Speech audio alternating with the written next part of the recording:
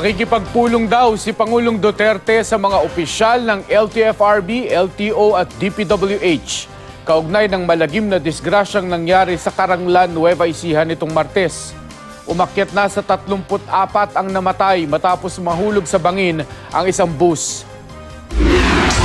Patuloy pa rin ang pagdating sa mga ospital sa Nueva Ecija ng mga kaanak ng mga biktima ng disgrasya sa Caranglan, Nueva Ecija. Ilan sa mga pasahero naka-confine sa Nueva Vizcaya Provincial Hospital. Kumapit lang ako sa tubo ata. Ang mahigpit na mahigpit. Tapos yung nagpagulong-gulong na, hindi ko na alam kung malasik na ako. Nakaiwalay na po ako sa kanila. Pagkagising ko lang po nakahiga na po ako doon sa mga buhanginan po. Umakyat na po ako mag-isa ko po.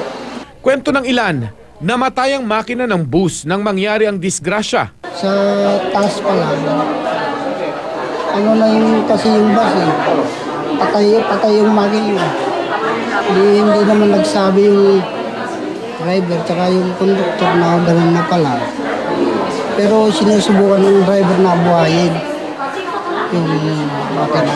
Pero ang ilan sinabing nawalan ito ng preno. Nagsisigaw po sila, sabi na, yung preno po ang lagi na sinasabi. Ito rin daw ang inireklamo ng isa sa mga pasahero sa stopover ng bus bago ang disgrasya. Sabi ko sa kanya, mabaho na yung nuts niya.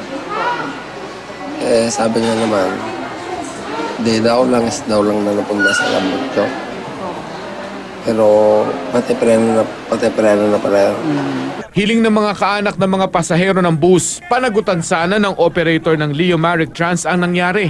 Wala namang babayaran sa ospital ang mga biktima dahil sasagutin na raw ito ng provincial government. Sabi ni Governor Carlos M. Padilla, walang babayaran yung mga pasyente dito sa bill nila sa ospital. Ang pamunuan ng Leo Maric Trans humingi naman ng paumanhin sa pamilya ng mga biktima sa disgrasya. Nangako may-ari nitong si Leonardo Patulot na magbibigay ang kanilang insurance company ng tig 200,000 piso sa bawat namatayan. Sasagutin din ang pagpapagamot ng mga naospital. Iimbestigahan din daw nila na overloaded umano ang kanilang bus. Ito rin ngayon ang pinapaimbestigahan ng LTFRB. Ang initial report na nakuha namin doon sa Provincial Director ng Nueva Ecija, pumutok na yung front wheel. Pero hindi ko alam kung totoo nga yan kasi nga may skid marks, no? So it's possible na pumutok tapos it lost control and went over the bangin.